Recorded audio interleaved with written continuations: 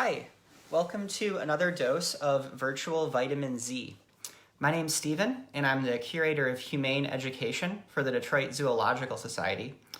Today, I'm going to be sharing our humane education action of the week with you. And this is an action that you can take that will give you a chance to help other animals in the environment. And this week's action is the Repurposing Challenge. And by taking this action, we'll be strengthening our creativity and critical thinking, and we'll also be helping other animals in the environment. And this is an action that's accessible for all levels. It's very easy to scale it up and down. And the supplies that you'll need for it include a plastic bag, a pair of scissors, and then plastic containers, cardboard tubes, magazines, or other previously used materials. And some terms that we'll be learning together include repurposing, upcycling, plastic bag yarn or plarn, and sustainability. So let's start with those first two terms, repurposing and upcycling. Repurposing refers to the practice of finding a new purpose for a previously used material. And upcycling is similar. It refers to adding value to a previously used material. And both of these are ways that we can help other animals in the environment, because if we have a material, even if we recycle it, that recycling process uses energy and it can take away some of that material. So if we're able to find another use for the material or actually add value to it, that's a way that we can responsibly use resources and make sure that other animals in the environment have the resources they need to survive and thrive. And so today we're going to be thinking about how we might repurpose or upcycle a plastic bag like this one. And I chose the plastic bag for a couple of reasons. One of them is that they can have a significant negative impact on animals in the environment if they aren't disposed of properly. And also because they're one of those materials that even if we really try our best to use a reusable bag, we might still, find that we have a collection of these single-use plastic bags lying around and want to find something that we can do with them. And what we're going to be doing with the plastic bag is creating something called plastic bag yarn, or plarn for short.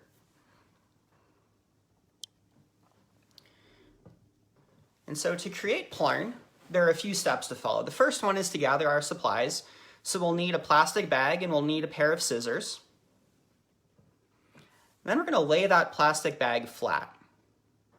And we might need to tuck in the sides to make sure that it lies nice and flat. The next thing we're going to do is we're going to fold it in half lengthwise once and then twice.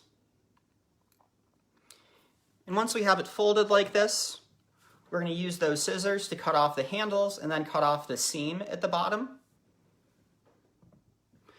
And then we're going to cut the remaining bag into quarters widthwise, and this will create 4 loops. And next we're going to connect those loops together. And to do this, we're going to lie one loop over the other and then pull the end of it back through so that we can connect them together and then tighten it at the middle. And if we connect all 4 of the loops together like this, we'll end up with about 9 feet of plastic bag yarn or plarn. And this is something that we can use for a lot of different things. We can use it as a rope, or we can twist it together to make a cord, or we can weave it together to make a braid to strengthen the rope a little bit more. And to give you an example of one way we can use it, I made mine into a cord, and then I used a plastic container that had been holding rice and some pictures from an old magazine. And I created a tool that I can use to organize some of my kitchen tools in my kitchen to keep myself a little bit more organized. But there are a lot of other cool things that we can do with this plastic bag yarn. And to show you one particularly cool thing, I want to introduce you to another organization in the Detroit area. And this organization is called Motor City Mitten Mission, and they are committed to helping people suffering from homelessness. And one way that they do this is through their Mats and Pillows project. And this is a project where they work with other people to create this plastic bag yarn, and then they actually knit it into sleeping pads or sleeping mats. And if you're interested in more information about that, you can go to their website and you can see some instructions for how to make those mats and pillows and see how you can get involved. So I think this is a really cool example of how an action we can take can help animals in the environment, but it can also help people too. So you might be wondering, well, what does this have to do with the Detroit Zoological Society and the Detroit Zoo in particular? Well, the DZS has the statement of purpose of celebrating and saving wildlife. And we do this through 4 mission pillars: humane education, animal welfare, conservation, and sustainability.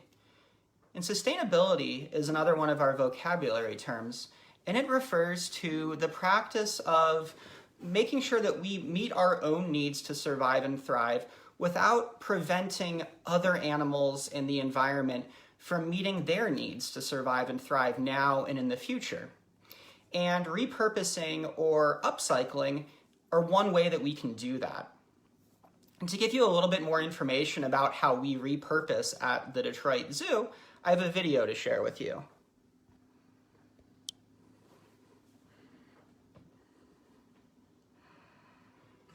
Buddy's Pizza opened in 2018, serving delicious pizza and salads. The restaurant incorporates donated and recycled materials, including tables and furnishings built with reclaimed wood from around the zoo that have been stamped with the location of their origin.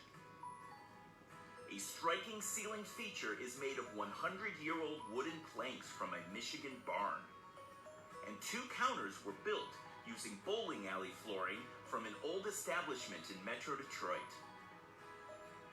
The rooftop terrace is constructed of a 95% recycled wood alternative decking material called Trex, composed primarily of plastic grocery bags and reclaimed hardwood.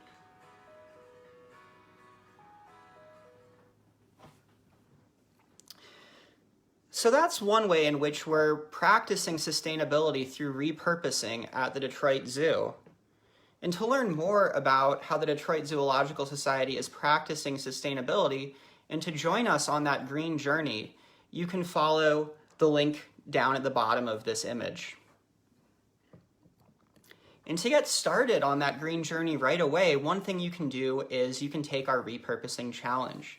And to do this, you'll use previously used materials you can find in your home to complete your own repurposing project. Maybe it has to do with that plastic bag yarn, or maybe it's something completely different. But either way, we encourage you to take this challenge and then to share what you've come up with in the comments section. So thanks so much for tuning in today.